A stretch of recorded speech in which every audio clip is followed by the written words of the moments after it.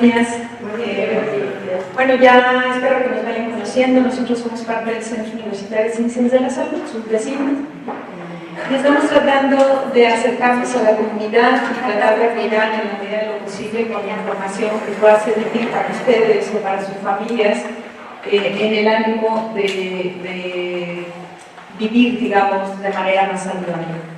Así que estamos llegando con eventos que se van a programar mes por mes, algunos van a estar aquí también en este centro, y hoy estamos conmemorando el Día Mundial de la Diabetes. Como ustedes saben, la diabetes es una de las enfermedades más presentes en nuestra vida, ya sea porque nosotros mismos vivimos con diabetes o porque nuestra familia más cercana, seguramente todos conocen a alguien cercano que vive con diabetes. Y queremos entonces compartir esa información directamente de expertos, de profesionales en el área de la salud, medicina, nutrición y psicología, sobre el abordaje de algunos de estos problemas. La idea es que obtengan información confiable y que puedan hacer preguntas de lo que ustedes han escuchado, oído, o incluso pueden tener dudas sobre el uso de los medicamentos, de la insulina o de otro tipo de prácticas como alimentarse o incluso cómo acompañar a las personas. Por eso tenemos este conversatorio que se denomina Viviendo con Diabetes. Entonces me voy a permitir presentarles a quien nos acompaña el día de hoy y les voy a dejar a ellos el micrófono por unos minutos para que nos hablen de algunas preguntas que les compartimos, que probablemente tengan, y al final me gustaría, si ustedes tienen dudas, con toda la confianza del mundo, se les atiende. Entonces, en primer lugar, quiero presentarles al doctor Luis Antonio Ramos Márquez. Él es médico endocrinólogo, es un extraordinario médico que atiende a personas que viven con diabetes y va a tratar de ayudarnos a entender qué es la diabetes como enfermedad, cuántos tipos de diabetes hay, por qué nos da diabetes, si se cura o no se cura la diabetes, si los medicamentos son tóxicos, por qué tengo que tomar medicamentos, y cuál es la diferencia de los tratamientos, porque algunas personas usan insulina, porque otros usan pastillas, y cómo puedo saber si tengo o no tengo diabetes, ¿verdad? Entonces les dejo el micrófono al doctor Luis. Bueno, primero que nada, buenas tardes. Gracias a ustedes por venir hoy aquí. Y la verdad es que también agradezco el espacio que Irene amablemente ha organizado para que tengamos este conversatorio, ¿no? Y a la doctora Roxana Márquez, que nos va a hablar de nutrición, que sé que se lo va a presentar más a detalle en un momentito, y el doctor Carlos Portas, que nos va a hablar de la salud mental también, una enfermedad como esta, que es primordial para tener una buena atención. Dentro de las preguntas que hacía hace un momento la doctora Irene, creo que la primera es ¿qué es la diabetes? Y quiero decirles que es un conjunto de enfermedades, son varias, pero todas tienen una característica final que las define en la misma charla, que es que la glucosa se eleva. La glucosa, que es el azúcar que tenemos, es buenísima, no es mala, porque nos da energía para pensar, para movernos, nuestro corazón se alimenta de eso. Es cierto, se puede no comer azúcar, pero nuestro cuerpo también lo produce en el hígado. Entonces, el azúcar no es malo, pero requiere de una llave que le va a permitir entrar a diferentes sitios en el cuerpo, que es la insulina, porque todos hacemos insulina. Es cierto, hay momentos en que la azúcar está bajita y el cuerpo decide no hacer insulina y empieza a hacer azúcar. Y hay momentos en que el azúcar está muy alta, normalmente en una persona, y pues empezamos a hacer más insulina. Pero el problema es que perdamos esta regulación es lo que hace que aparezca la diabetes. Una de las preguntas es, yo estoy diciendo que es un conjunto de enfermedades, pues ¿cuáles son? Los nombres que les hemos dado tienen que ver con los mecanismos que se han ido descubriendo. Yo voy a tratar de abarcar la mayoría. Es muy posible que me pase alguno, porque hay unos tipos que son menos frecuentes. Cuando hablamos de la diabetes tipo 1, casi en el pasado todo el mundo le decía juvenil, porque era la que más frecuentemente detectábamos en niños.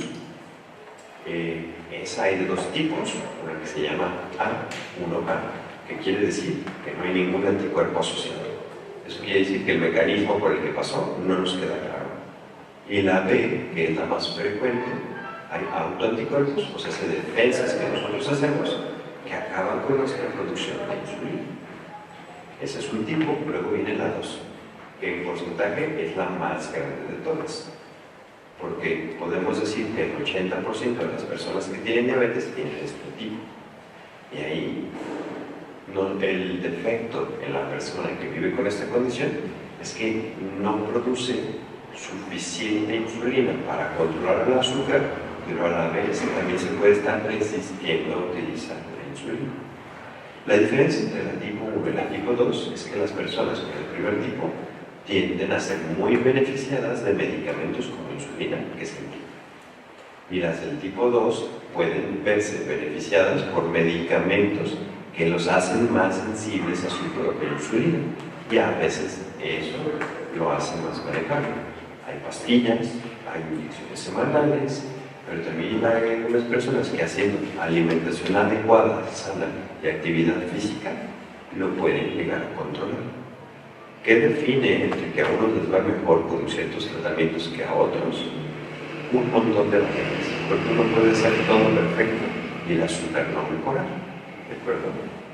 Y nada más, como para conocimiento general, la tipo 3 es las enfermedades de diabetes que se deben a cirugías, como cuando tienes cáncer en el páncreas y te lo quitan, o tuviste una enfermedad en este órgano que es el que hace la insulina y se inflamó tanto que después ya no funciona, o también debido a medicamentos o procedimientos que hacen que se desarrolle. Es mucho menos frecuente, y luego vienen las genéticas. Esas son todavía más raras. Dentro de estas hay unas que se llaman MODY, que les parecen a los adultos, nos damos cuenta porque ya vienen 3 o 4 generaciones de personas padeciendo el mismo patrón de diabetes. Eso puede ser conveniente porque ciertos tratamientos específicos les convienen. Y luego las que se deben a depósitos de minerales anormales en el cuerpo, a quimioterapias, que son todos. Entonces podremos decir que la mayoría están entre el tipo 1 y 2. Hay un punto 1.5, algo en medio, le decimos la diabetes, como la que les platicaba, que les dan los jovencitos, pero que aparece en los adultos por anticuerpos.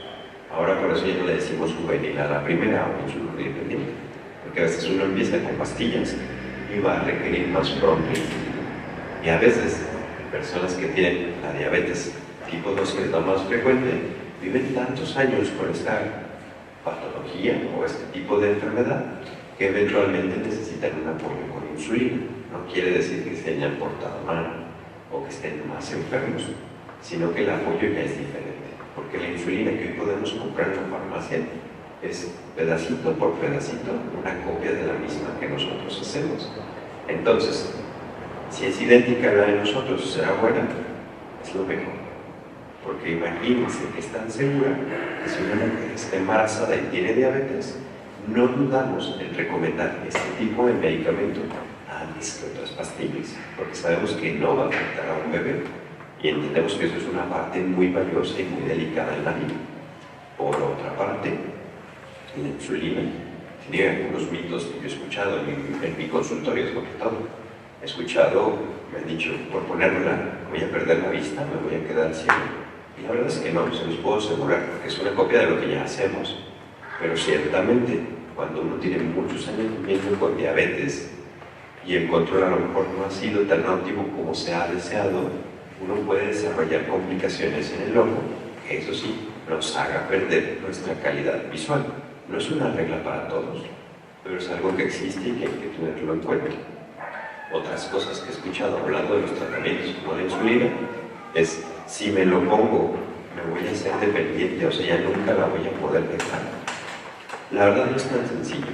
A veces uno la usa porque es lo que se necesita en ese momento, pero alguien puede ir mejorando en su enfermedad, en otras cosas como la actividad física, la alimentación y eso, y es cierto que a veces la retiramos, pero también a veces necesitarla es una señal de que nuestro cuerpo está cansado, necesita más ayuda.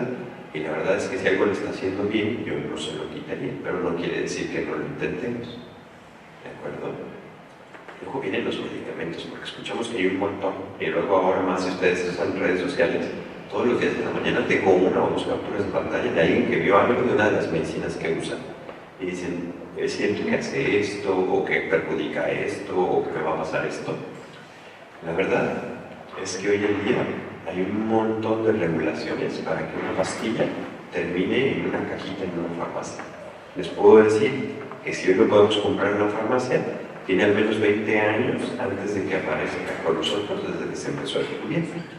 Y hay medicamentos como la metformina, que es muy conocida y que a lo mejor todos la han tomado alguna vez o la han visto que alguien la tome, que ya tiene 70 años desde que está en el mercado. Entonces 70 años contando evidencia o siendo vista por millones de personas, pues nos hace que nosotros pensemos que es un medicamento muy seguro. Pero yo creo que es razonable reconocer que hay medicamentos y que nos preocupa que nos los quiten cuando nos hablan de que estamos enfermos del riñón, ¿no? O que a algunas personas les vaya maravilloso, pero que nosotros desde el día 1 tenemos guerra con ellos, o nos hace bajar de peso, o nos hace vomitar. Y es porque cada persona es su propia experiencia. Entonces, aunque el medicamento sea buenísimo, si a alguien no le está yendo bien, tenemos que dar un paso para atrás, como personas viviendo con diabetes o como profesionales de salud que prescribimos a un consultante, y reconsiderar si el medicamento, aunque pensemos que es buenísimo, a esta persona le va bien, a su estilo de vida, a sus gustos, a lo que quiere. Pero sí les puedo decir que las medicinas que hoy hay disponibles son muy seguras, incluso hablando de complicaciones. Pero ¿por qué de repente, cuando alguien ya tiene insuficiencia renal, le quitan alguna pastilla? Bueno, todos los medicamentos, sin excepción, cuando los consumimos, no se quedan adentro del cuerpo, tienen que salir por algún lado. A veces los hacen por las heces, otras veces por la orina. Y si el que nos tomamos se va por la orina y nosotros ya tenemos un grado de insuficiencia renal, pues quiere decir que no se va a limpiar. Y tampoco es conveniente que algo se acumule de más en nuestro cuerpo. Es por eso que algunos medicamentos, después de perder cierta función del riñón, decidimos retirarlos, ¿de acuerdo? Pero no es porque te vaya o te haya llevado a ese punto.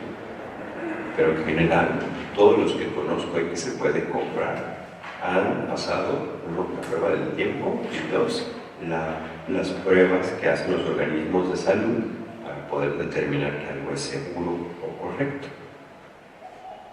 Otra de las preguntas que recuerdo es ¿seguro? Si la diabetes se cura. Ok, es una respuesta breve pero muy complicada. No se cura, pero hay algo que se llama remisión de la diabetes. Personas con diabetes del tipo 2, cuando se asocia sobre todo a sobrepeso o obesidad, si pierden una cantidad de peso importante, y a lo mejor José nos puede hablar de eso un poquito más, su cuerpo puede recuperar función del páncreas y hacer insulina de nuevo. Y pueden tener los niveles a veces normales, a veces de diabetes en control, sin necesidad de medicina. Eso le decimos remisión de la diabetes. También hay remisión, pero cura no usamos la palabra, porque a esta persona no le decimos ya estás perfecta, que te vaya bien y nunca más nos volvemos a ver, porque seguimos dándole un seguimiento, a lo mejor más relajado, ya no cada 3 o cada 4 meses, cada 6. Pero si checamos que su riñón siga perfecto, que el azúcar no se vuelva a subir, que estén pendientes de su azúcar en el dedo, entonces no usamos el término cura todavía, pero la remisión es posible en algunas personas. Yo he visto gente que hace todo perfecto y de todos modos requieren algún tratamiento. Y hay otros que les va muy bien en esto que les decimos que es la remisión y los vigilamos por bastante tiempo sin que vuelvan a aumentar los medicamentos. Pero no les pedimos que se olviden de la condición. ¿Qué pasa si no continúo con el tratamiento? Si dejo mi insulina, mis pastillas. Ok, aquí entiendo que es importante porque a veces vemos números magníficos, ¿no? Hice todo lo que me pidió el nutriólogo, estoy haciendo la actividad física correcta y me estoy tomando mis medicinas y mis números envidiables, como nunca los había tenido. ¿Podría quitar la medicina? Bueno, la verdad es que si un número está controlado, seguramente todas las cosas que estás haciendo al mismo tiempo tienen una parte de contribuir en tan buena cifra, incluyendo el medicamento. Pero decía hace un rato, no está mal probar, pero hagámoslo junto con nuestro equipo de salud. Oye, yo quiero ver si puedo dejar la medicina. Si alguien está usando insulina 4 veces al día, lo veo complicado, pero no imposible tratar. Lo que podemos hacer es reducir un poquito las dosis, pero que las personas nos dejen de revisar, y si se mantienen bien, pues es una buena señal. Pero si el azúcar otra vez empieza a subir, ¿para qué seguir presionando hacia ese lado? Pues vamos a lo que nos funciona y hagamos un seguimiento. Luego todo pasa, ¿no? Un día podemos olvidar una pastilla porque andábamos apurados o porque salimos y dejamos la casa. Bueno, si tenemos oportunidad de revisar cómo estamos y todo está magnífico, mantengámonos hidratados y cuando podamos, volvamos al medicamento.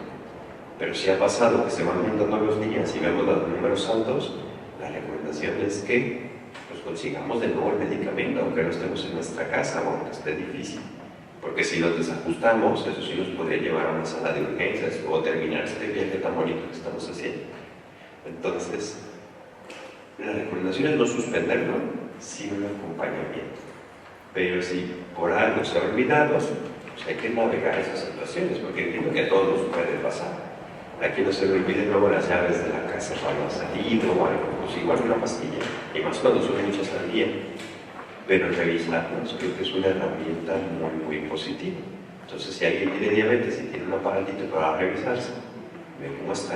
Y si no, afortunadamente en los miles de farmacias que hay en el país, ya uno puede llegar y que le chequen un minuto su azúcar y darse cuenta cómo está. ¿Cómo se hace el diagnóstico? Porque creo que de esto no he hablado. Tiene que ver con lo que le pasa a las personas cuando tienen más de cierto nivel. Cuando hablamos del azúcar, creo que la que más fácil tenemos al alcance todos es esa que te hacen en ayuno, ¿no?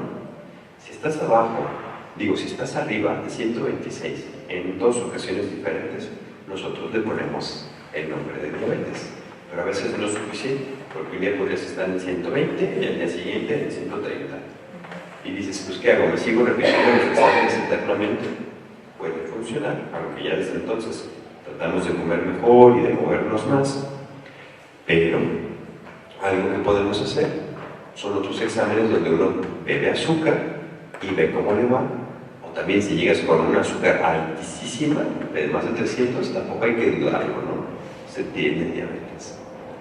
¿Cómo le damos seguimiento? Pues sí, con exámenes, algo que se llama glucosa glicosilada, que queremos que esté en donde se siente, cifras de azúcar en el dedo, y también encontrar que cada quien tiene situaciones diferentes. No le pedimos lo mismo a una mujer embarazada o a un niño que a una persona que ya es muy mayor, que tiene muchas enfermedades, que a lo mejor ya no se atiende solo. Ahí somos más relajados porque lo que queremos es que la diabetes no le quite la tranquilidad.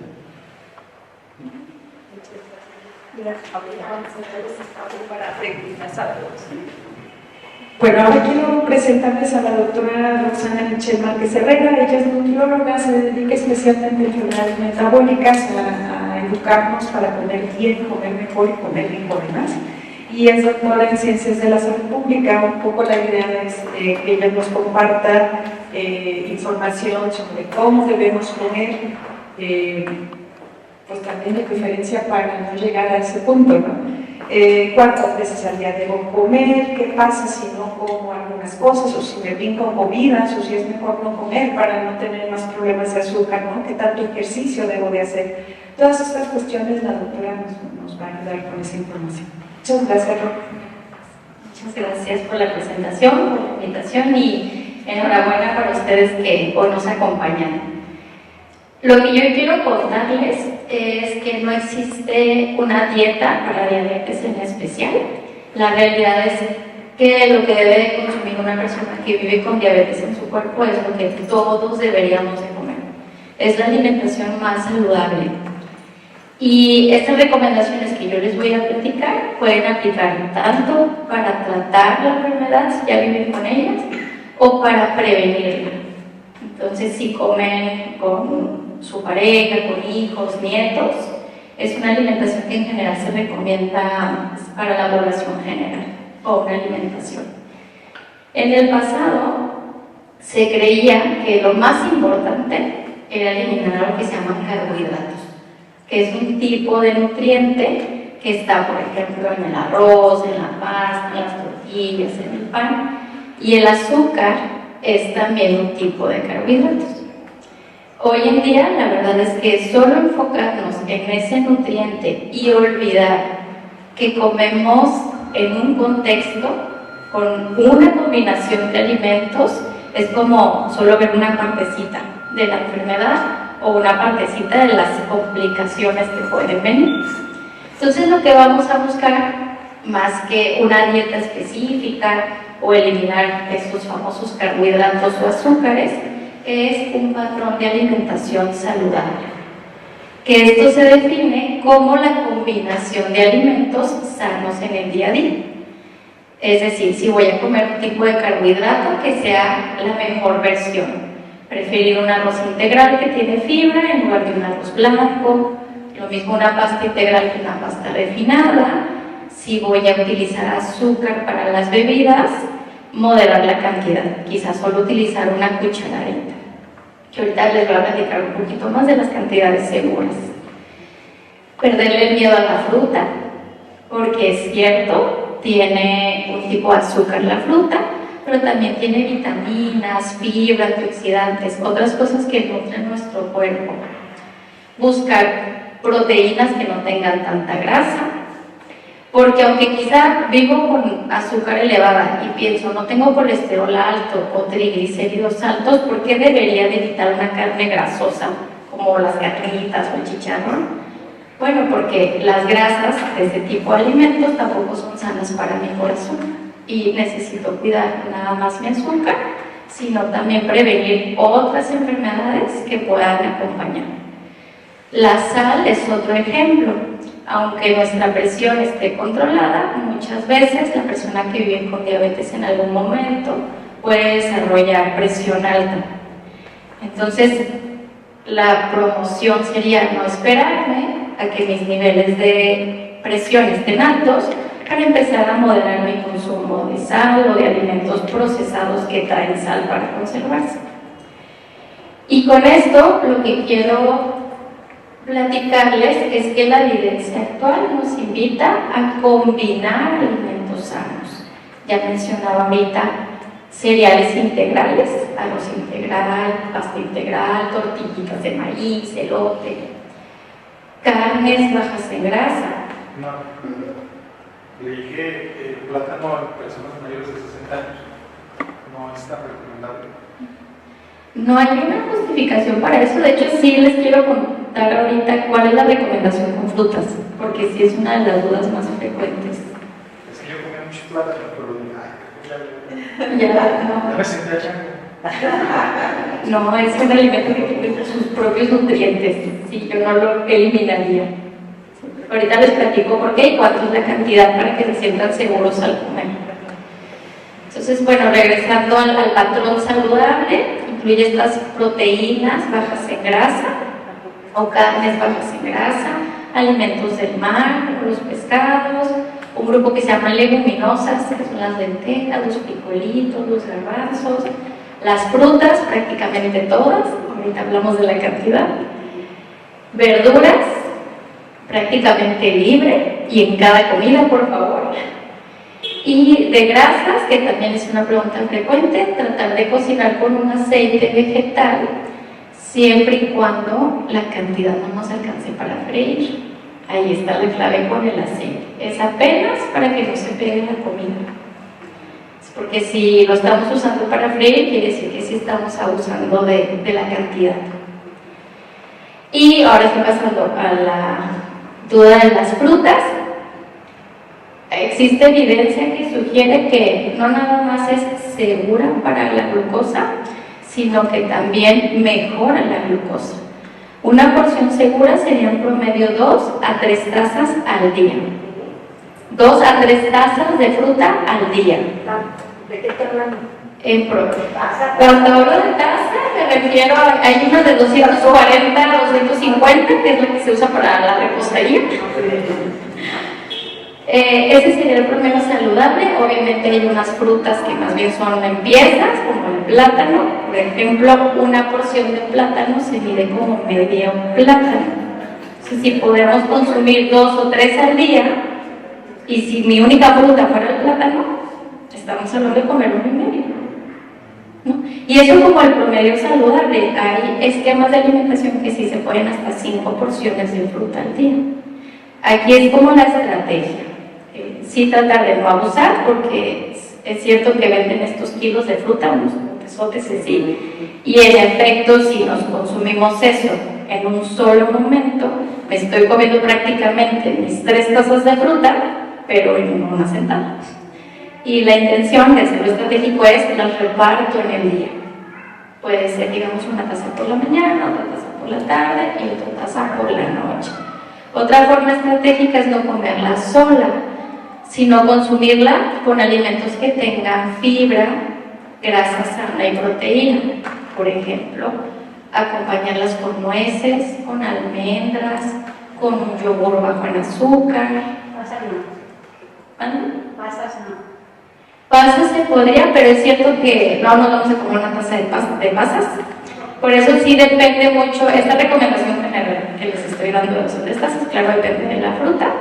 Por darles un ejemplo, en una media pieza de plátano tiene la misma azúcar que 10 pasas o 10 arándanos, o una taza de la fruta que picamos, como piña, melón, fresas, sandía, o en el caso del mango, que también luego nos da miedo, una porción saludable sería medio mango.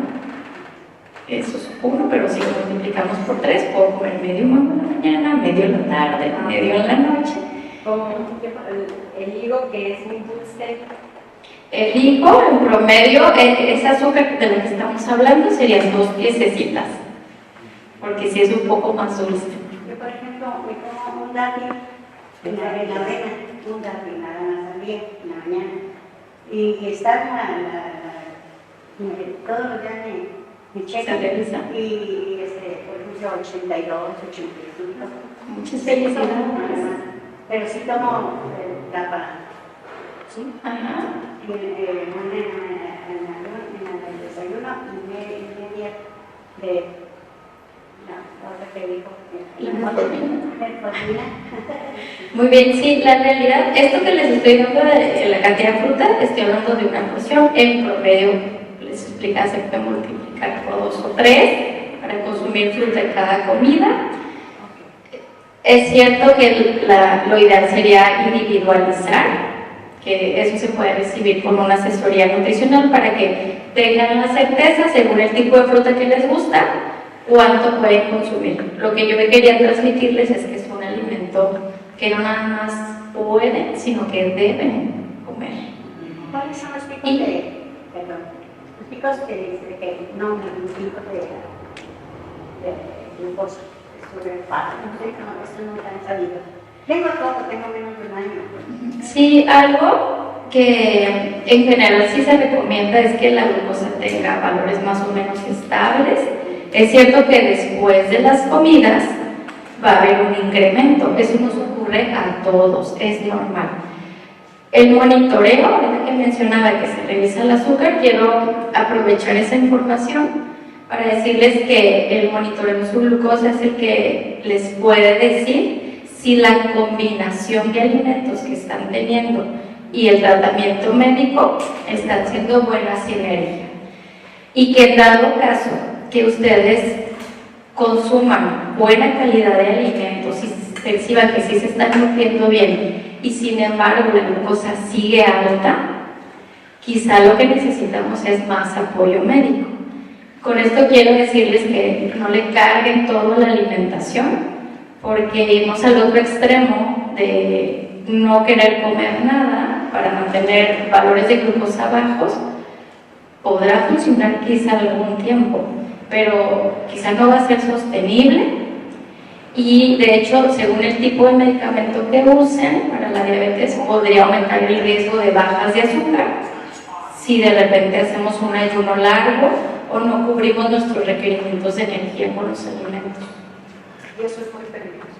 Y eso sí, una baja de azúcar, o mejor conocida como hipoglucemia, nos puede llevar al hospital. Entonces, abonando a la pregunta de qué pasa si no como, tampoco es saludable. nos exponen un riesgo, sobre todo si usamos medicamentos para la diabetes, que ya de por sí bajan el azúcar. Hay que estar nutriendo nuestro cuerpo con los alimentos. Es normal que después de comer nos suba la glucosa. Lo que no sería normal es que haya pasado 2 horas después de comer y no haya disminuido. Es entonces cuando quizá o necesitamos mejorar nuestra alimentación o reforzar el tratamiento médico, incluir actividad física, como las otras estrategias. Hablando del ejercicio, si una duda común es si puedo hacer ejercicio, a veces tenemos miedo de lastimarnos, de caernos o de hacernos alguna lesión. La realidad es que no hacer ejercicio no solo nos va a subir la glucosa, porque el ejercicio puede ayudar a disminuirla, sino que además va a hacer que se pierda nuestra masa muscular.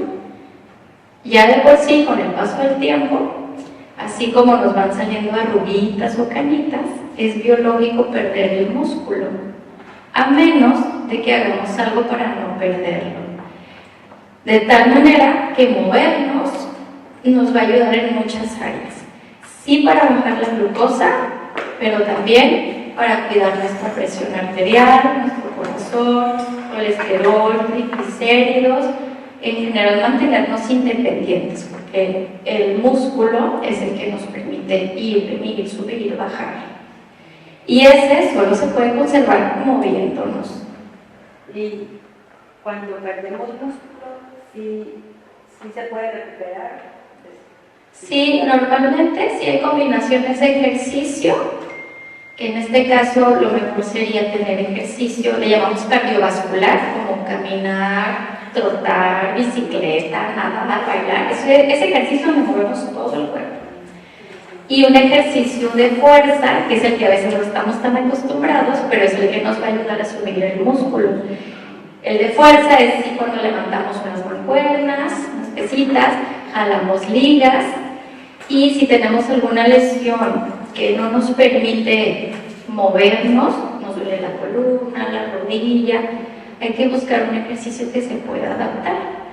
La indicación sería, el ejercicio no se suspende, se adapta, porque nos va a ayudar, insisto, no nada más al cuidado de nuestra diabetes, sino en general para un envejecimiento saludable.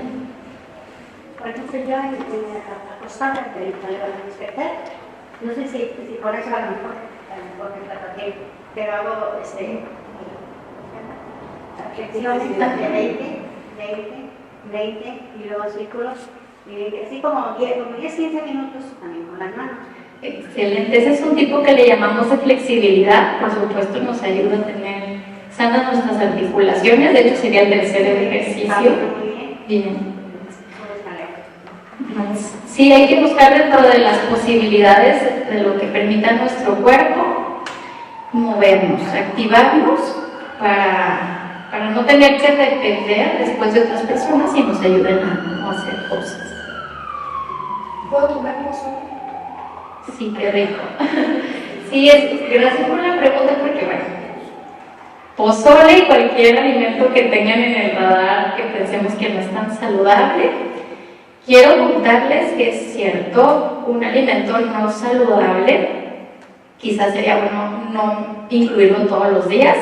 En el caso del pozole hay versiones que pueden pasar por saludables, en las que metemos una carne baja en grasa y en las que quizá medimos la porción de granitos y no duplicamos con tostada, ¿no? Entonces podemos buscar alguna versión adaptada de esos platillos que les gusten para que sean un poquito más saludables. Esa es una cosa que podemos hacer. Y la segunda, la segunda recomendación sería moderar la frecuencia, porque el efecto de la alimentación es acumulativo en el tiempo. Si yo me tomo hoy un refresco, por tomarme ese refresco hoy, no me va a dar diabetes. Pero si yo tengo cierta predisposición genética y tomo un refresco hoy, un pastel mañana, un pozole pasado mañana, el taquito de cuerito el viernes, y entonces durante varios años consumo una alimentación de mala calidad, no me muevo, no ejercicio, tengo predisposición genética, es cuestión de tiempo para enfermar. Por el contrario, que yo me coma una ensalada hoy, no quiere decir que ya mañana mi diabetes va a estar en control. Tengo que mantener el consumo saludable la mayoría de los días para poder ver el efecto acumulativo de comer bien en la prevención de enfermedades o de complicaciones de la diabetes. Con esto invitarlos a que si quieren consumir un alimento que parece no muy compatible con la diabetes, lo hagan en poca cantidad, con alguna versión adaptada para que no sea tan dañino y pocas veces al mes. ¿Pozole de qué? ¿Con pollo? Esa puede ser una opción nada saludable. Muchas gracias. ¿Qué pasa cuando nos dicen tienes diabetes? ¿Cómo nos sentimos? Entre que da mucho coraje, da enojo, da tristeza, no sé cómo voy a poder ir a las celebraciones de mi familia porque dan pozole y entonces prefiero no ir para no exponerme, se me antojan las cosas, tengo que ceder ante sus antojos, pero ya sé que me va a subir la glucosa, etc. Todas esas emociones, todos esos sentimientos también tienen que ver con cómo estamos de saludables emocionalmente. Y por eso invitamos al doctor Juan Carlos Portans para que nos explique algunas cuestiones de por qué me siento triste o desanimado, cómo puedo explicarle a mi familia lo que necesito y que también pueda contribuir un poco a no exponerme a tantos antojos, ¿no? ¿Qué puedo hacer para seguir una dieta? Que es muy difícil seguir, a pesar de que ya nos aclararon, y qué bueno que nos aclararon que podemos comer de todo, que no es que tengamos restringidos los alimentos. ¿Cómo puedo no olvidar de tomarme mis medicamentos? Así como se nos olvidan las llaves, se nos olvidan mis medicamentos. ¿Y cómo puedo cuidar de mi salud sin depender de otros? Que esa es también la parte que nos interesa mucho. Voy a dejar el micrófono al doctor. Muchísimas gracias. Un gusto estar aquí. Toda esta parte emocional es muy interesante porque como seres humanos somos un ente muy complejo, ¿no? Nos constituimos de pensamientos, emociones, sensaciones físicas, comportamientos. Y entonces cuando aparece una enfermedad de este estilo, hay un cambio en cada una de estas cosas. Probablemente tenga que volver a escuchar las preguntas, pero la primera tiene que ver con cómo nos sentimos, ¿no? Y cuál es la experiencia. Ciertamente puede ser como tristeza, enojo, combinaciones, y es muy interesante entender de dónde vienen las emociones. Todas las emociones están conectadas con una parte cognitiva. Uno se siente de manera muy congruente en cómo está pensando. La tristeza, por ejemplo, tiene que ver mucho con pensamientos de pérdida. Y naturalmente en este contexto, a partir de tener esta noticia, va a haber muchas pérdidas, ¿no? Pérdidas en alimentos, pérdidas en actividades, pérdidas en cosas que me gustaría poder estar realizando y que quizás ahora me tengo que cuidar, me tengo que limitar. Entonces, naturalmente, al tener contemplado o escuchar a los profesionales decir que tienes que cuidar o hacer ciertas modificaciones, etc., estas limitaciones van a generar naturalmente tristeza. Por otro lado, cuando nos sentimos enojados, tiene que ver igual con un estilo de pensamiento. El enojo tiene que ver mucho con la injusticia, con las cosas que desde nuestra perspectiva no deberían estar pasando. Y creo que también una experiencia muy humana es decir, pues, ¿por qué me está pasando esto, no?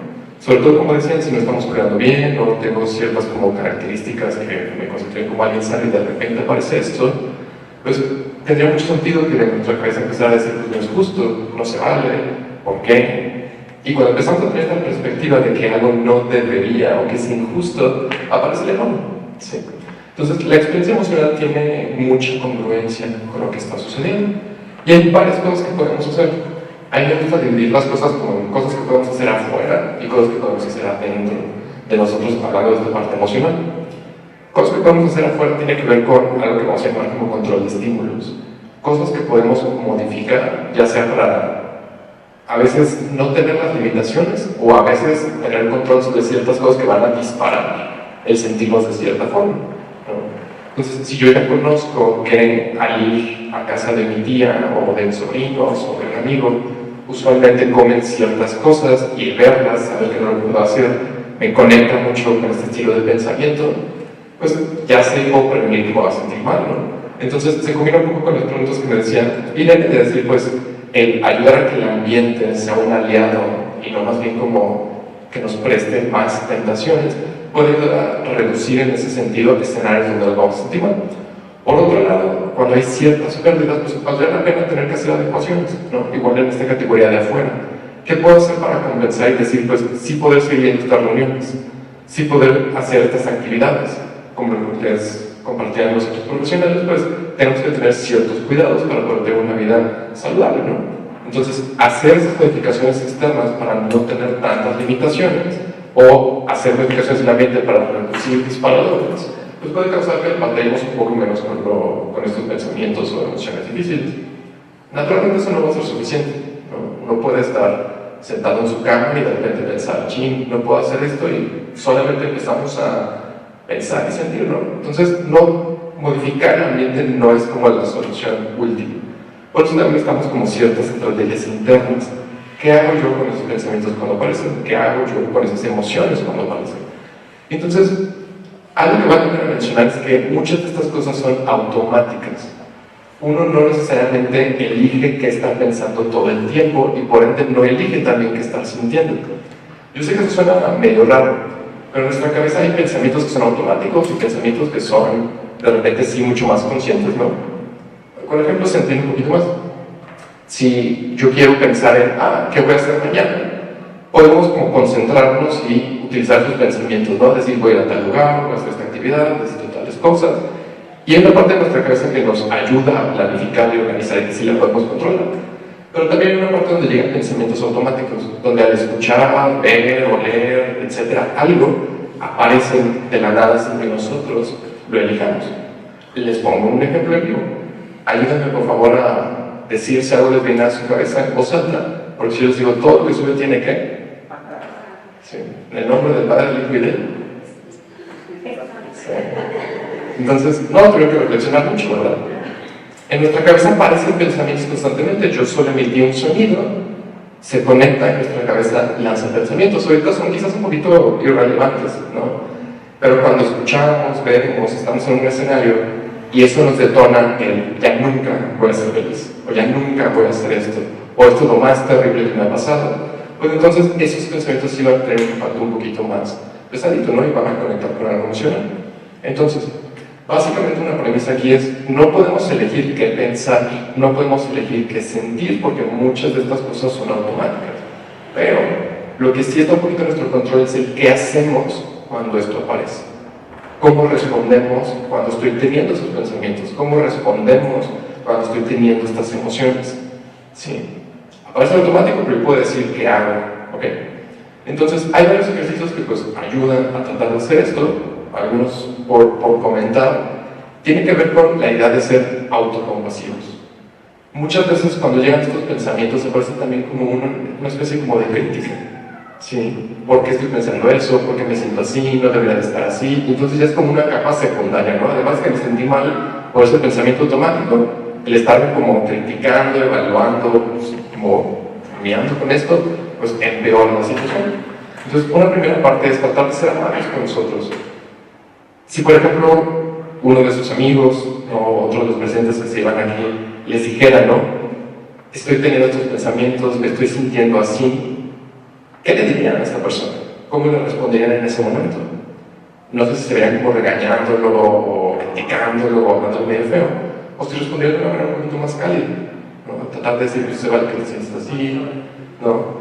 Entiendo, es algo doloroso, sí, se vale que sea así de frustrante. Usualmente somos mucho más empáticos hacia afuera que hacia adentro, y tratar como de hacer esta modificación de saber cómo me gustaría hablar, así como le hablaría a alguien que quiero mucho. Todos tenemos esta perspectiva mucho más como rígida de nosotros, yo debería de poder. Sí. Y lo comparto, creo que tenemos como muchas autoexigencias, ¿no? Entonces, una primera parte es eso, ¿cómo le hablaría a los demás?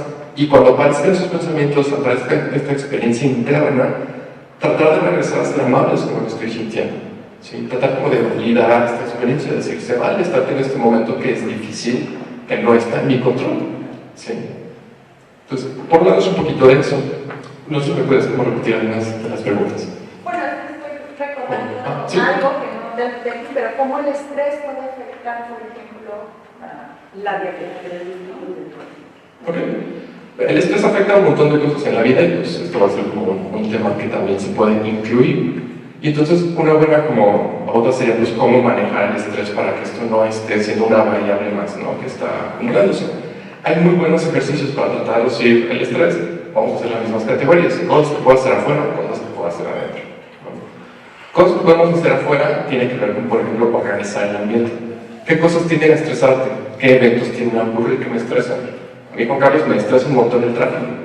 Esta como presión de que voy a llegar tarde, si no lo voy a hacer, lo que ya sé media hora, ¿no?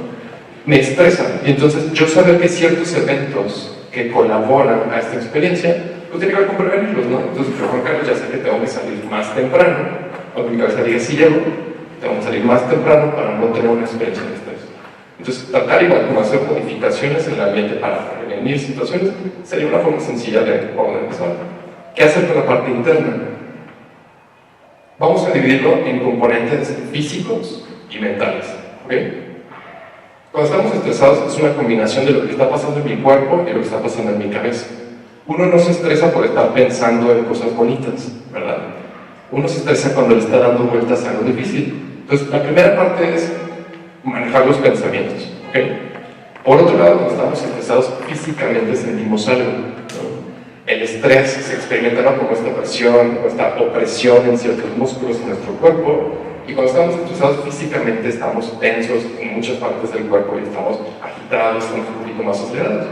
Entonces, teniendo esas dos cosas como punto de partida, los ejercicios que ayudan a manejar el estrés tienen que ver con hacer algo con los pensamientos, hacer algo con esta parte física.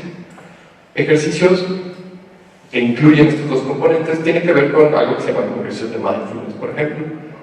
En momentos donde estamos sintiéndonos mal o estar estresados, el primer componente sería nuestra atención redirigirla hacia afuera. ¿Qué está pasando aquí afuera de mí? ¿Qué puedo escuchar? ¿Qué puedo leer? ¿Qué puedo ver? Esto nos va a ayudar entonces a reducir el estar pensando en lo que sea que nos esté estresando, y concentrarnos en lo que está pasando afuera. Si estoy en un escenario tranquilo, pero estoy pensando en cosas estresantes, pues me estreso. Entonces, redirigir la atención a estímulos sensoriales en el momento ayuda mucho. Entonces, empezar a describir, por ejemplo, si estuviéramos aquí tratando de hacer esto, serían 5 cosas azules que puedo ver y tratar de prestar atención y encontrarlas. 5 cosas cuadradas que puedo ver y tratar de buscarlas.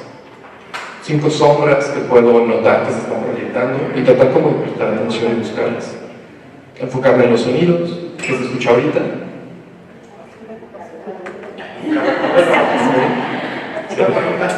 ¿Qué tan cierto es que un estímulo, por ejemplo, un gran coraje, una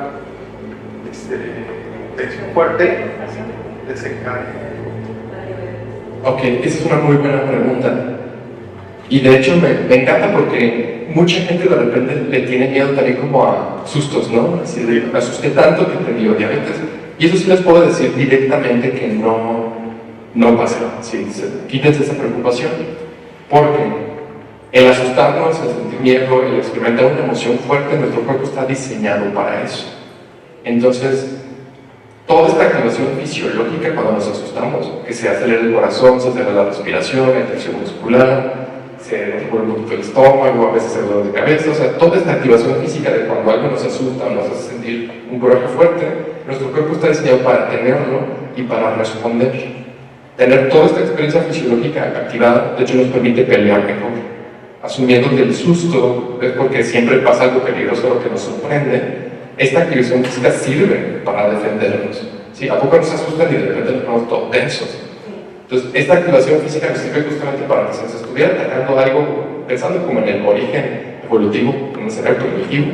Si fuera un tigre o otro carnívoro o algo por el estilo, estar tensos te protege los órganos, los músculos están mucho más cubiertos, la activación en la respiración nos permite que entre más rápido oxígeno para tener los músculos tensos y moverlos rápido, resultar mejores golpes. El corazón y la taquicardia se acelera porque nos permite que la sangre empiece a fluir más rápido y llegue el oxígeno a los músculos para defendernos. La sangre se sale del estómago para poder enfocarse en otras extremidades que sí nos sirven para defender, y por eso sentimos como una experiencia rara aquí en la pancita, ¿no? Náuseas, mareos. Pero no lleva, por ejemplo, el examen de glucosa. Porque a mí me pasó que me asaltaron. Y en la semana yo hice un examen y a mí dijeron que era prediabético. Entonces, como tenía un amigo, una amiga química, ¿qué pasó? A ver, hizo el examen y ya salí con 80. Y luego, no, pues déjame que pase, haz lo que quieras. Y a la semana dije, no, a ver. Y fui otra vez que ya salí igual. Okay. Pero en los primeros días del Seguro Social me hicieron un examen y ya era prediabético. Creo que puede Sí, desde la parte psicológica te diría que estás diseñado para experimentar esto. Sí, o sea, nadie va a tener como un susto y se va a volver diabético. Imagínate todas las personas que, no sé, van de guerra, o personas que se saltan, o sea, hay mucha gente, o que chocamos, hay muchos sustos en la vida y no se vuelven diabéticos todas las personas. Entonces seguramente hay muchas otras variables implicadas que convergen quizás para haber tenido una experiencia próxima a esto. ¿Sí? Igualmente Luis quizás nos pueda dar unos detalles. Pero bueno, ¿me podrían...? Nada más, la última es, ¿cómo lo hacemos para que no se nos olvide tomar Okay. los medicamentos? Es una muy buena pregunta. No tenemos el hábito de hacer estas cosas, es algo nuevo. Y a mí me gusta mucho una frase de Mark Twain, que decía, dejar de fumar es lo más fácil del mundo. Lo sé porque lo he hecho miles de veces. Y es muy linda porque hace referencia a que es fácil hacer una conducta aislada, pero es muy difícil mantenerla, ¿no? Y entonces tomarnos un medicamento pues puede estar fácil, pero que se incorpora a nuestra rutina y que se vuelve un hábito es mucho más retador. Hay muchos tips para ayudar a que esto se establezca, se los puedo compartir. Tip número 1 sería poner estímulos en el ambiente que nos recuerde hacerlo. Pueden ser alarmas, pueden ser post-its, pueden ser personas que nos digan, oye, te tomaste la medicina, para empezar a incorporarlo. Tip número 2, hacerlo en un horario predeterminado. Generalmente establecemos hábitos a través del tiempo. Estoy acostumbrado a comer a cierta hora, estoy acostumbrado a meterme a bañar a cierta hora, estoy acostumbrado a hablar con mis sobrinos a cierta hora. Entonces, si siempre lo hacemos a cierta hora, va a ser más fácil que esto lo podamos recordar. Otra variante de esto, que no necesariamente tiene que ver con el tiempo, es hacerlo encadenado a otro comportamiento. ¿Qué hábitos yo ya tengo? Yo siempre, por ejemplo, desayuno y le doy a mi perrito de comer, ¿no? Entonces yo puedo encomendarme a siempre, antes de servirle a mi perrito, que es algo que ya tengo como hábito, primero tomar un medicamento. Y entonces ya no está asociado al tiempo, sino más bien a una actividad que ya tengo como establecida. ¿Sí? Tip 3, hacer registros. Cada vez que ustedes lo hagan, que tengan una especie de espacio donde lo puedan anotar. Muy a su estilo. Hay gente que hace un Excel, hay gente que tiene una hojita, hay gente que tiene un calendario, hay gente que toma fotos, pero hacer algo que evidencie, ya lo estoy haciendo, por un lado hace que lo recordemos mejor, y por otro lado previene que se nos haya pasado cuando podemos ver el registro de, mira, no lo hice hoy la mañana, o no lo hice hace ratito, etc. Y 2, nos permite empezar a procesar mejor la información. O sea, como que nos quedamos más con la idea de, es más memorable tener que hacer esta actividad a la hora de estar poniendo. Si le sumamos otros detallitos para hacerlo un hábito, también sirve mucho el establecer alguna especie como de recompensa. ¿Sí? Después de tomar mi medicina, hacer algo gratificante, ¿sí? Algo que me guste, algo que sea placentero para mí, probablemente que no tenga que ver con comida, en el contexto en el que estamos. Pero que haya como alguna especie de premio muy sutil, ¿sí? Que digamos, quiero eso, pero primero necesito tomar medicamento. Entonces, si tenemos como esa manera como de condicionarlo, usualmente empieza a ser un poco más fluido.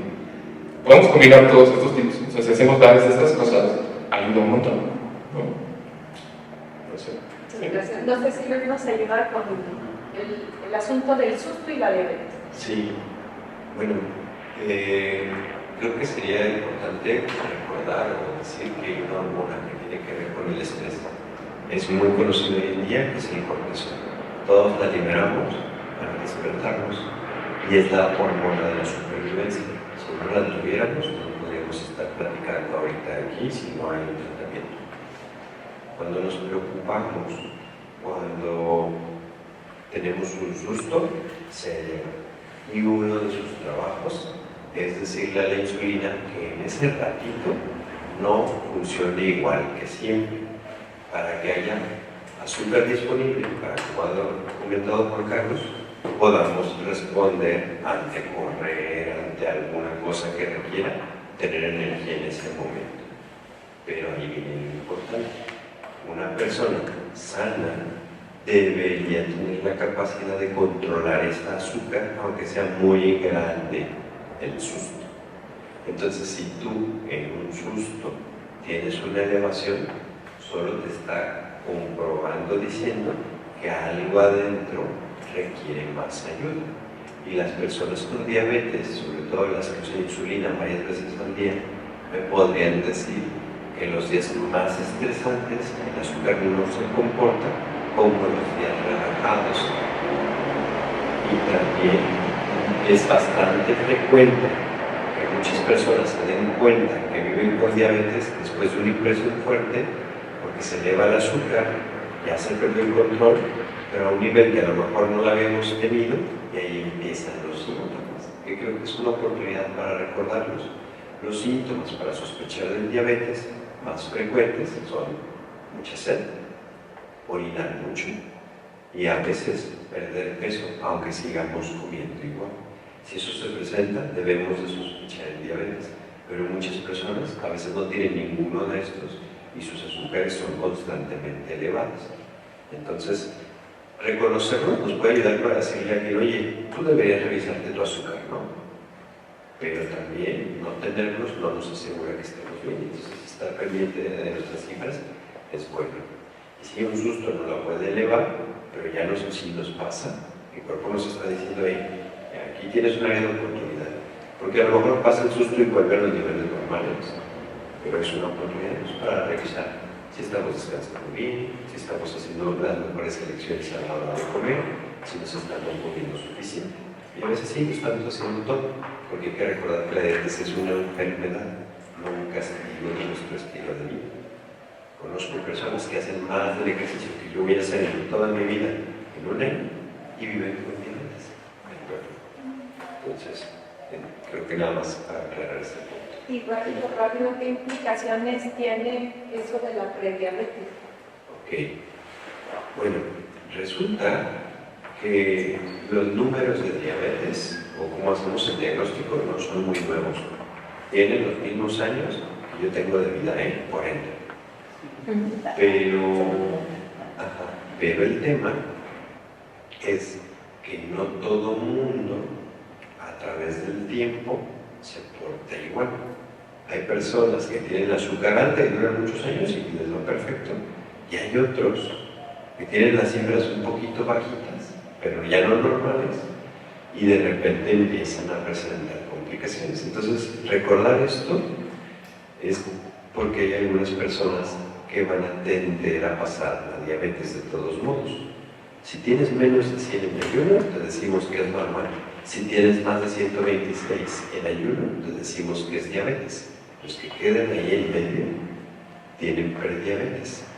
Aunque usar este nombre es para que nos quede claro que si no hacemos nada al respecto, el siguiente paso es diabetes. El objetivo de que se llame PRE es de prevención.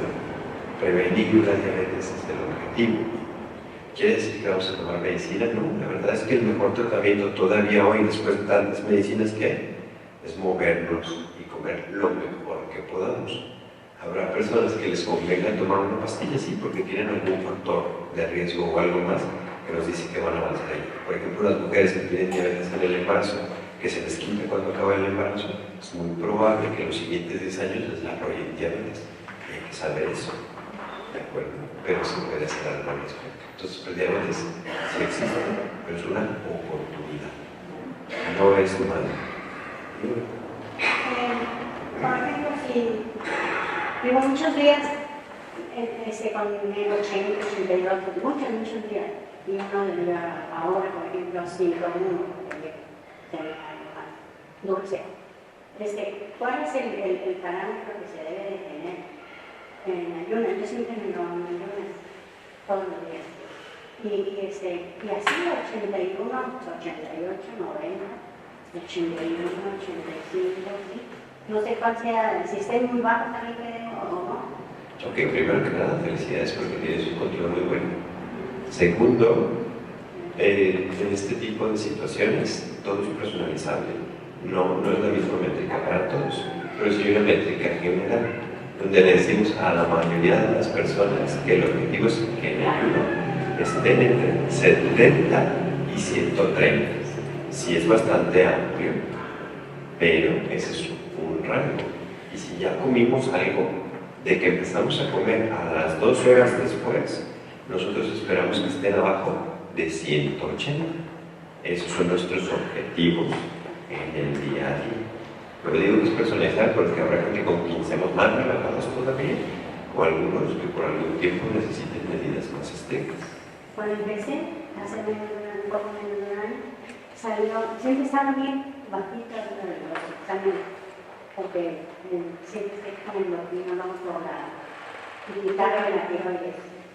Y de repente, 153, cuando fui a la cita con el endocrinólogo, y entonces pensando que se llama tomando con él, y sí bajé como 7 kilos, ¿verdad? Pero ya está bien, así ya sé que sí puedo comer una cucharita de cajeta por dentro, y mira que varios días no, y se me está bien, entonces está bien. Pero con la medicina, no sé si anoche por ejemplo no tomé la metformina y salió de todo y dije, a ver si, porque se me acabó, dije, a ver si sale más elevado, ¿no? Salió a 83, ¿no? Es un buen número. Como te digo, es individualizable. Habrá que platicar con tu endocrinólogo. Si tú quieres quitar medicinas, tienes que hablarlo con él, porque esa medicina que tú tomas, la parifosina, es muy segura, pero también se le da a la gente enferma del corazón y del riñón, aunque no tenga diabetes. Entonces, por eso es que hay que preguntar, porque tal que te la dan para otra cosa también. Y aunque tu azúcar esté maravilloso, a lo mejor no te conviene dejarlo. Se tiene que tener un plan. Así como, oye, la quiero dejar, ¿puedo? Y lo escuchas. Sí. Y si te dice, bueno, y como tú tienes un aparatito, me imagino por lo que me dices, Sí. pues si la voy a dejar, ¿cuántas veces al día me voy a revisar? Si llego a aquel número, mejor si me la tomo. ¿Sí me explico?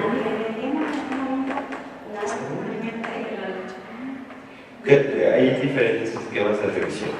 Y a mí no me parece malo revisarla un par de veces con tu tratamiento a la semana en ayuno. Si tú dices, si yo quiero saber cómo estoy después de las comidas, agrégaselo y ve cómo andas. Hay casos que les recomendamos hacer la revisión 7 veces al día. Hay otras veces 2 veces a la semana. Todo depende de cada necesidad.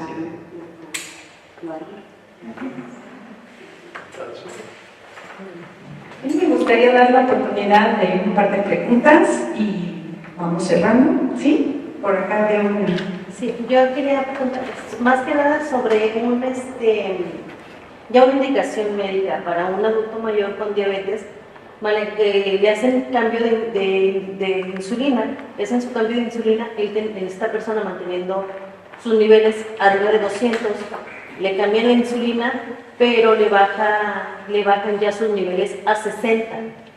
Entonces, los cambios son muy drásticos en poco tiempo. Y la indicación de su doctor es, sigue tu tratamiento, sigue tu insulina, te baja tu insulina a 60, consume miel para que te vuelva a subir el azúcar, pero entonces vuelve a subirle el azúcar alta. Entonces, esa indicación a mí me genera como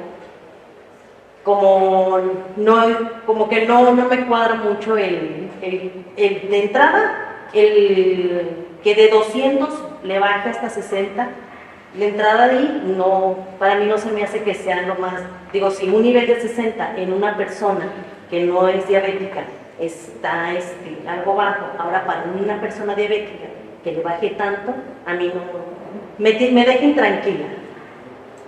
Pues tú tienes preguntas que son muy válidas y seguro hay algo que se puede utilizar en el tratamiento todas las veces y eso se hace dialogando y llevando la información. Hay diferentes tipos de insulina, incluso combinadas y todo, y entonces decirte qué hacer exactamente, no, porque hay que revisar cada caso en particular.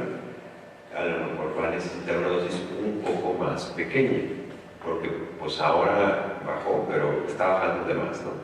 Mi lógica me diría que requiere un poco menos de ese mismo tratamiento. Pero hay algo que no está incorrecto y que está bien reconocer. Sí, Irene, hace unos minutitos que las hipoglucemias pues también nos preocupan, porque tienen sus propios problemas. Entonces, si alguien tiene una azúcar baja, sobre todo si se detecta porque tiene malestares, lo vamos a tratar. Aquí le va a pasar el micrófono a Roxana porque tenemos una regla, pero ella da mejores ejemplos de los que yo. Entonces, te lo voy a decir, se llama la regla de los 15. Gracias. Sí, para tratar una baja de azúcar que esté un valor por debajo de 70, tenemos una regla que se llama 15 por 15. 15 gramos de azúcar o carbohidrato por 15 minutos. Es decir, busco alimentos que tengan esos 15 gramos. Por ejemplo, si es miel, una cucharada sopera. Si es un refresco o un jugo, que no sea light, que sí sea que tenga azúcar, es media taza. Media taza les platicaba de la red de repostería. Si fuese una fruta, prácticamente es una taza. Checo mi azúcar, está abajo de 70, me consumo una cucharada de miel o de cajeta, o incluso azúcar de mesa, o una taza de fruta, media taza de bebida dulce. Y espero pacientemente 15 minutos. Si a los 15 minutos continúo por debajo de 70, tengo que repetir esa porción. A veces el error es que nos da tanto miedo el valor que consumimos más azúcar de esos 15 gramos. Y entonces sí, la glucosa sube mucho más allá de los 130 en promedio que está como recomendado, y la persona va luego hacia arriba, hacia abajo, ¿no? Como montaña rusa. Entonces, la indicación es correcta, menos de 70, si hay que tomar algo de azúcar, pero medida en esas cantidades, revisar a los 15 minutos. Yo les diría, si a los 15 minutos ya está por arriba de 70, hay que voltear a ver el reloj para checar qué tanto falta para nuestra comida. Quizá vamos a tener que adelantarlo un poquito, y en nuestro próximo contacto médico hay que reportar, hay que decirles lo que pasó, y entonces ya valorar si van a reducir la dosis o van a cambiar el tipo de tratamiento. Doctora, y si esto lo hacemos 2 veces y no se eleva el azúcar, lo volvemos a hacer 3 veces, puede recomendarla. Hay que ir al hospital. Mejor ir al hospital. Tienes límite de 3 veces. Si a la 3 tercera, veces nada más. si a la tercera no se quita, pensé que hay algo más si no estamos observando. Es que mi esposo es diabético, tiene poco. Pero por ejemplo, si ya lo hiciste 3 veces y sigues hacia abajo, hay que ir a urgencias, porque a lo mejor trae infección en su boca, en el riñón, o algún medicamento se duplicó, ha llegado a pasar, o nos equivocamos con la dosis de insulina, usamos la rápida en lugar de la liberación prolongada, y entonces pues eso nos va a quitar comiendo azúcar en la casa. Entonces el máximo es 3. ¿Se arregló? Ya. 45 minutos máximo y podría Ajá, si no, o sea, también te vas a llevar algo azucarado comiendo en el camino, pero ya entendiste que ahí no se te va a quitar ese tema. Mejor vas a lo que dices, oye, tengo 1 hora en baja de azúcar. Pues entonces ya te tienen que atender, porque es una urgencia. Que a lo mejor se quita poniéndote azúcar por la vena en lo que pasa, lo que haya sucedido. O sí, pero mejor donde te pueda ayudar a alguien. siempre y cuando no sea cambio de fruta. Bueno, ya eso también son problemas de otro tipo. No sé si alguien más quiere hacer una pregunta. ¿No? Yo, Sí. yo tengo un hermano que es muy diabético. Está muy joven, tiene 52 años. Jovencísimo. Pero tiene Sí, como 10 años diabético y él maneja unos niveles de insulina de arriba de 350 siempre. De glucosa. De glucosa, perdón, de glucosa. Siempre. Entonces le han cambiado el medicamento muchas veces, ha estado con un medicamento, con otro, y su nivel de insulina jamás baja. Entonces, cuando le ha bajado de glucosa, perdón, cuando le ha bajado a casi 300, él dice, me siento súper mal. Entonces, se le ha comentado pues que está acostumbrando su cuerpo a esos niveles, pero como le hagamos nunca baja. Entonces, ahorita en lo cortito nos recomendaron que buscáramos a un endocrinólogo especialista en diabetes, porque ya no sabemos qué, ni para dónde, ni cómo. Dieta, ejercicio, un medicamento, otro y otro, y él jamás se le mueve en sus niveles. Es complicado. Entonces, digo, a lo mejor vas a pedir apoyo y creo que es lo correcto. Sí. Pero hay una parte que a veces sí ignoramos. Porque recientemente he convivido con más personas con diabetes fuera del consultorio y es que a veces nos sentimos juzgados. Cuando tu hermano ve 300, aunque él no diga nada, él también se siente mal. Sí. Porque él siente que no lo está logrando. Entonces, como familia, brindar apoyo, no juzgar y escuchar. Creo que puede ser una estrategia para que él obtenga lo mejor que pueda. Hay historias de vida diferentes. Hay gente que le va muy bien con una pastillita y cuidándose. Hay personas que hacen todo lo que está en sus manos y todavía hay un área de oportunidad para mejorar, pero se preguntan cómo, porque ya hice todo lo que se podía y nomás no logro lo que yo quisiera. Entonces es escuchar, tener más paciencia de la que se ha tenido, porque a veces es dar lo que se necesita. Y como familia, algo que nos puede ayudar Juan Carlos, es que a veces tenemos que cambiar todos, no nomás un individuo. Y eso es difícil porque los demás no se perciben enfermos, pero ese a veces es el gran que falta para que algún tratamiento funcione. Muy bien. Y sí, creo que, digo, yo no soy médico, soy paciente, ir con un endocrinólogo es una buena opción, porque creo que la conclusión la podemos sacar de aquí. O sea, todos podemos, o muchos de nosotros tenemos diabetes, vivimos con diabetes, más que ser diabéticos, vivimos con diabetes, ese es uno. Pero mi diabetes, su diabetes, la diabetes de su hermano, su prediabetes, la de su esposo, son bien diferentes, ¿sí? No se puede atender a todos por igual y todos van a estar claros que lo primero que recibimos del vecino, la comadre, es que yo le hago así, tú tienes que hacerle así, y es lo último que debemos de hacer. Sé que nos lo dicen con mucho cariño, con el ánimo de ayudar, pero cada uno de nosotros expresa la enfermedad de manera diferente y también se resuelve de manera diferente, y entonces lo mejor que podemos hacer es hacerle caso al médico, reconstruir una relación de confianza con nuestro médico y tratar de llevar nuestra enfermedad o de vivir con nuestra enfermedad de la manera más feliz posible, ¿no? Porque tiene muchas formas de ayudarte, la medicina, los consejos de nutrición y la atención emocional, que también es importante, ¿no? Entonces, esto es algo que queríamos compartirles y esperemos traer por acá más consejos para que puedan ser de utilidad para ustedes.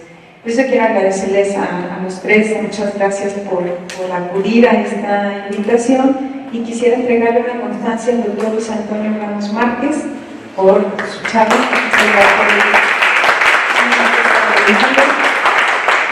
A la doctora Roxana Michel Márquez Herrera, al